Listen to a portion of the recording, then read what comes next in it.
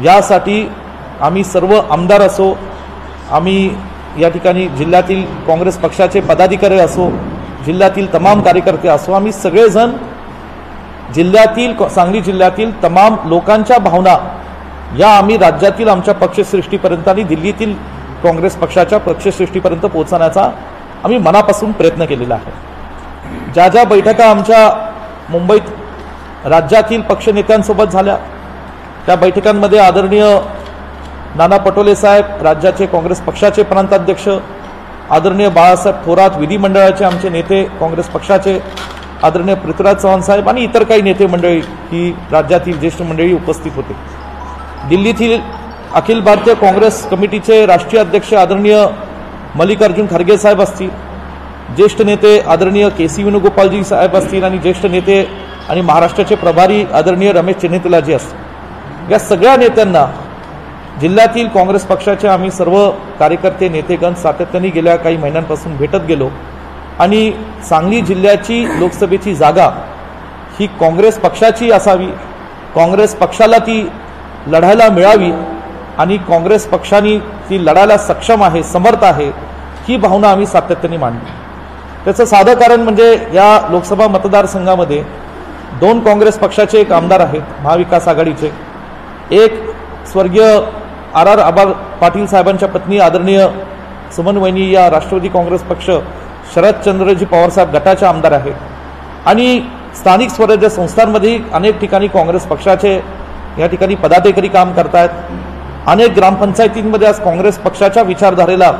मानणारे आज मोठ्या प्रमाणात ग्रामपंचायत सदस्य, सरपंच काम करत आहेत आणि ही काँग्रेस पक्षाची एक मजबूत बाजू या ठिकाणी असल्यामुळे आम्ही सातत्याने पक्षश्रेष्ठींना काँग्रेस पक्षाची मागणी केली। गेल्या काही दिवसात जी राजकीय परिस्थिती महाविकास आघाडी अंतर्गत आणि लोकसभेच्या जागा वाटपाच्या बाबतीमध्ये निर्माण झाली, त्या परिस्थितीच्या पार्श्वभूमीवर हे अनेकांना ज्ञात आहे की कोल्हापूरची जागा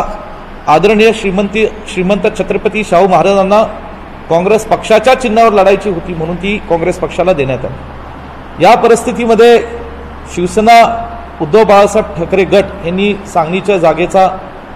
एक दावा केला आणि त्या दाव्यातून आदरणीय उद्धव बाळासाहेब ठाकरे साहेबांनी या ठिकाणी 21 तारखेला अचानकपणे इथल्या आमच्या सांगली जिल्ह्यातील चंद्रहार पाटील यांची उमेदवारी जाहीर केली। त्यानंतर सुद्धा यामध्ये आमचे राज्यातले नेते आदरणीय थोरात साहेब असतील, आदरणीय नाना पटोले साहेब असतील, आदरणीय पृथ्वीराज साहेब असतील की ह्यांनी एक भूमिका घेतली की हा निर्णय थोडासा एकतर्फी होता आणि तो महाविकास आघाडीतल्या घटक पक्षांना विश्वासात घेऊन तो करण्याची आवश्यकता होती। आदरणीय उद्धव बाळासाहेब ठाकरे साहेबांबाबतीत आम्हाला व्यक्तिशः आणि काँग्रेस पक्षाला आम्हाला आदर आहे। ज्या परिस्थितीतनं आज ते महाराष्ट्रात संघर्षाच्या परिस्थितीतनं राजकारण करतात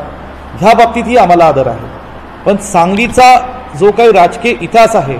सांगलीच्या जनतेची आणि काँग्रेस पक्षाच्या कार्यकर्त्यांची जी भावना आहे ती समजून घेऊन जर महाविकास आघाडीने एकत्रित निर्णय घेतला असता तर निश्चितपणे जे काही गेल्या 15 दिवस एक परिस्थिती निर्माण झाली होती ती कदाचित परिस्थिती निर्माण झाली नसती।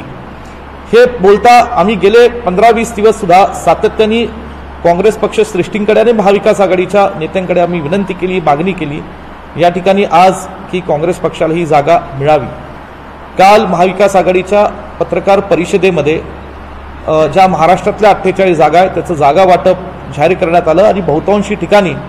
मला वाटतं जवळजवळ सर्वच ठिकाणी उमेदवारही जाहीर करण्यात आले।